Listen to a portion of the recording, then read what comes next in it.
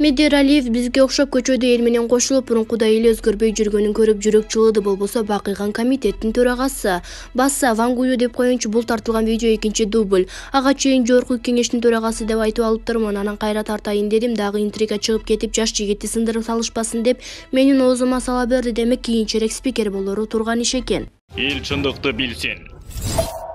Украинанын министрлери, депутаттары мурдагы президенти баш болуп, элдин жерин коргоп, согуш таласында жүрүшөт. А биздикилер кичинекей жаңжал чыкса ормуш болуп, чет өлкөгө учак ачышат же душмандын алдына барып кечирим сурап келишет. Эл чындыкты билсин.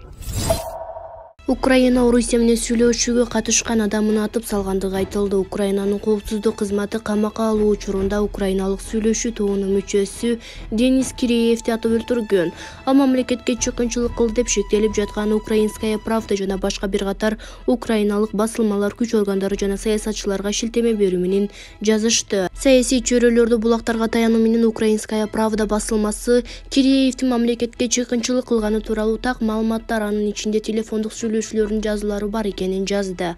Маалымат каражаттарынын жазганына караганда, ал Украина менен Орусиянын ортосундагы сүйлөшүүлөрдүн биринчи айланпасына катышкан. Өз кезегинде Украинанын коргоо министрлиги Денис Киреев өзүнүн милдетин аткарып жатып каза болгондугун гана айтты. 45 жаштагы Киреев украиналык ири банктарда иштеген. Ал Орусиянын делегациясы менен Украинадагы кырдаалды сүйлөшүүдө кандай роль ойногону белгисиз. Айрым социалдык тармактарга тараган сүрөттөрдө ал делегация ишкери катары кошулган. Эл чындыкты билсин. Согуш болбосун, тынчтык болсун, бирок бул согушка эң биринчи мамлекет башчысы күнөөлүү, Зеленский күнөөлүү. Береге чечен аскерлери коопсуз жайга жайгаштырып жаткан карапайым элди эмне күнөө? Же ошондо кээ бирлеринин оюнунда Украинанын чыгышында согушту сүйлөшүүлөр менен токтотом, эч бир мамлекетке куурчак болбойм. Порошенкодай батыштын куурчагы болбойм деген убада менен бийликке келген Зеленскийди тактыга алып келген ага алданып, бүгүнкү күнү саясий оюнунун запкысын жеп, үй бүлөсүнүн коопсуздугу үчүн минтип Россия аскерлери уюштурган коопсуз жайга баш калкалап жаткан карапайым да күнөөлүүбү же саткынбы? Билбейм, кээ бирлер кубаттап жатканы тиги артистти далга таптап Украина жеринде Россия менен согушуп жаткандар өздөрү Украинага киргенде минтип элди ойлойт беле, же Афганистанды бомбалагандай бомбалайт беле? Азыркы Украинадагыдай танктын астында митинг кылдырат беле? Билбейм, убагында биздин мамлекетке Ганцы авиа базасы бар кезде согуш эмес, тынчтык кезинде эле биздин жөнөкөй жаранды КамАЗисти таткандай атып салгандар кандай кылышмак? Элестетүү эле коркунучтуу. Тиги КВНшик эмес, айтылуу орус тил мугалими өзүбүздөн чыккан Шаримандан элге жакшылык болгон эмес. Пандемияда кеткен 650 миллион долларды дайынын сурап элим деген асет кылган Шариман маселесин чечпейсиңерби? Ошон үчүн сасык саясатчыларга ишенип жөн эле курал боло бербей, өзүбүздүн маселени чечип албайлыбы? Жараткан берген эгемендигибиздин көздүн карагендей сактап алалык, дейт Алга Кылычев өзүнүн Facebook баракчасында. Эл чындыкты билсин. Дыккат угуп, тыянак чыгаралы. Украина жалгыз эмес, булар үчүн баарыбыз конокпуз, булар кожоюн. Мигранттарга колдоо көрсөтүп атабыз деп өзүбүздүн башыбызга бали тилеп албайлы. Азыр бул агрессор менен бирге болсок, санкцияны бизге карата коюшат. Булар кризис болбосун деп бир колго 10 килограммдан көп un албоо, 3 килограммдан көп кум шекер албоо деп жарлыктарды чыгара башташты. Бул башталышы гана, андан ары көчөйдү, ошондуктан ойлонолу. Азыр Кыргызстандын эң чоң милдети агрессор менен бирге болбоо. Карагылачы, Казакстанды бир ай мурун эле Орусиядан жардам алып койду эле, а бүгүн концептуалдуу маселе алдына коюлгандан кийин кой биз согушка каршыбыз, Украинага болгон басып алууга каршыбыз деп айтып чыгышты. Эмнеге? Анткени алар улут катары калыптанып, Орусия тараптан келе турган коркунучту туура баамдап атышат. Келе биздин жерлерди деп басып кирсе кантип туруштук берем деп жатышат. А биз болсо баш отубуз менен алардын курамына кирип кеткенге ушул дайынсыз согуш, Орусия тараптан агрессияга кошулуп кетүүгө даяр экенибизди тастыктадык. Ойгон кыргыз, ойлон кыргыз деп Рита Карасартова өзүнүн Facebook баракчасына жазды.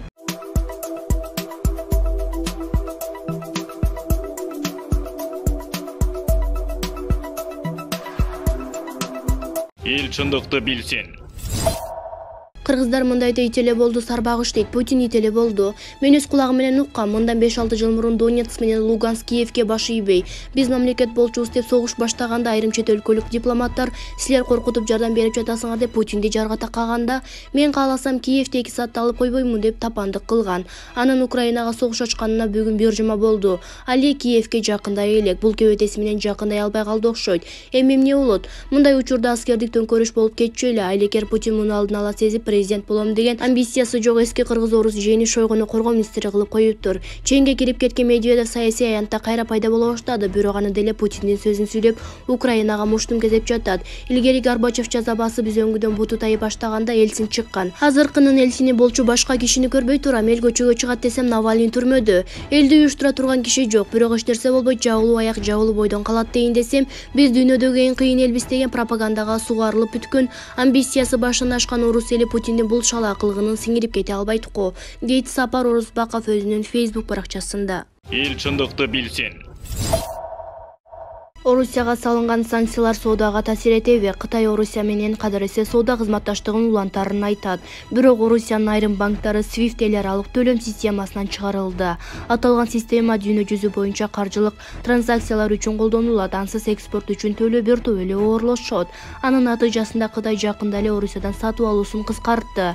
Себеби соодагерлер каржы маселесин жөнгө салууда кыйынчылыкка туш болушкан. Соңку жылдары SWIFT сыяктуу долларга негизделген системага көз карандылыгын азайтуу үчүн эки өлкө тең өзүнүн альтернативдик төлөм системаларын иштеп чыгуу аракеттерин көрүп келишкен. Орусия менен Кытайдын ортосунда соода соңку жылдарда акырындык менен өсүп жатат. Эл чындыкты билсин. Россияда дайынсыз кеткен аскерлерди үй бүлөсү кантип издеп жатат. Бүт Россия боюнча Украинада согуш башталгандан бери байланышка чыкпай калган бир тууган ага-инилерин, аталарын, уулдарын жана күйөөлөрүн издегендер көбөйдү. Россияда маалымат жетишпегендиктен жоголгон жоокерлерин жана офицерлер жөнүндө алардын туугандарын украиндер ачкан сайттардан, телеграм-каналдардан издешүүдө. Туткунга түшкөндөрдүн видеосу чыгып кеткенде алардын туугандарына жаман сөздү жаадырып асылган учурлар да болууда.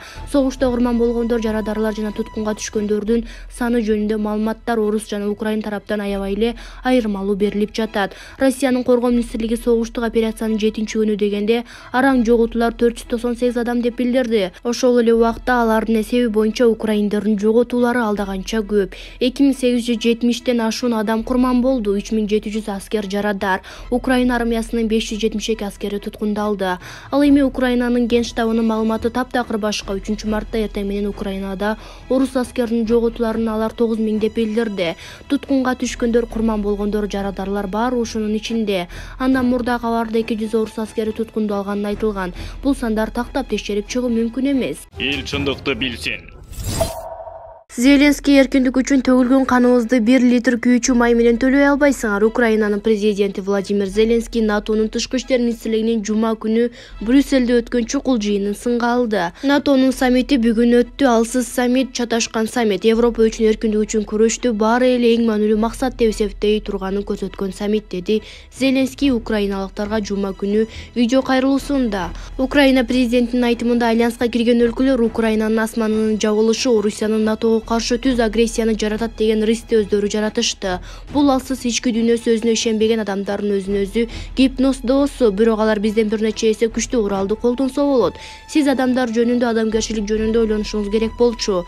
Ал жолугушууда эмнени ойлодуңуз, деди ал. Зеленский НАТОнун атууланын курамына кирген мамлекеттерди да коргой аларынан күмөн санаганын билдирди. Сиз кимди коргой аларыңызды жана альянстын өлкөлөрүн коргой аларыңызды билбейм. Сиз биздин жалпы Европа, жалпы эркиндик үчүн төгүлгөн каныбыздын литр үчүн литр күйүүчү май менен бизди төлөй албайсыз, деди ал. Эл чындыкты билсин.